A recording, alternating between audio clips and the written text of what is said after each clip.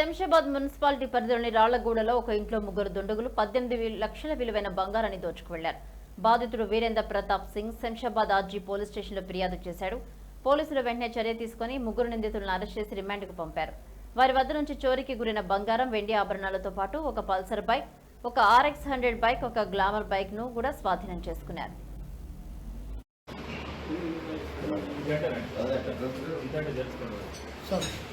Sir ఇటు చూడండి అన్న ఇటు చూడండి ఇక్కడ చూడండి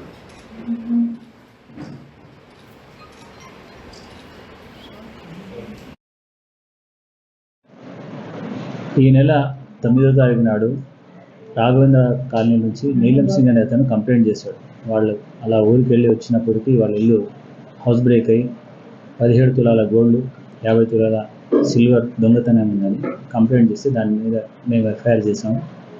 ఆ కేసు పరిశోధనలో భాగంగా మా టీంలన్నీ అన్ని ఏరియాలో తిరుగుతూ ఉండగా నైట్ క్రైమ్ బీట్ ఆర్బీ నగర్లో తిరుగుతుంటే అనుమానాస్పదంగా ముగ్గురు వ్యక్తులు కనిపిస్తే వాళ్ళని పట్టుకొని ఇంటరాగేషన్ చేస్తే వాళ్ళు నేరాన్ని ఒప్పుకున్నారు. ఇదే కాకుండా ఇంకో మా RGI పోలీస్ స్టేషన్ సంబంధించి ఇంకొక బైక్ దొంగతనం, వేరే పోలీస్ స్టేషన్కి సంబంధించిన 3 దొంగతనాలను ఒప్పుకున్నారు. మొత్తం 5 నేరాలు చేసినట్టుగా వాళ్ళు ఒప్పుకున్నారు.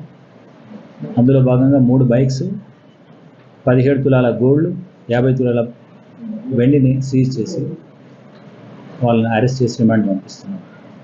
ఎంతమంది? మొత్తం ముగ్గురు నేరస్తులు. అదే 5 కేసులు ఇప్పటివరకు అయితే ఒకటి అంటే కేసు రిజిస్టర్ కాలేదు, వెహికల్ మాత్రం దొరికింది, అది ఇంకా ఎక్కడ కంప్లీట్ కాలేదు. అది కాకుండా 2 బైక్స్, ఇవి 2 హౌస్ బ్రేక్సింగ్స్ ఉన్నాయి, ఒకటి తాడూరు ఏరియాది, ఒకటి ఇక్కడిది.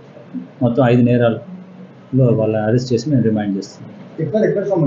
ప్రస్తుతం KPHB కాలనీలో ప్రైవేట్ జాబ్స్ చేస్తూ ఉంటున్నారు ఆ ఏరియాలో. But native of Nagar Kurnool అని చెప్తున్నారు ఆ జిల్లా అక్కడ ఏరియా వాళ్ళు అనమాట. ఇక్కడికి వచ్చి ప్రైవేట్ పని చేస్తూ ఈ దొంగతనాలు చేస్తున్నారు.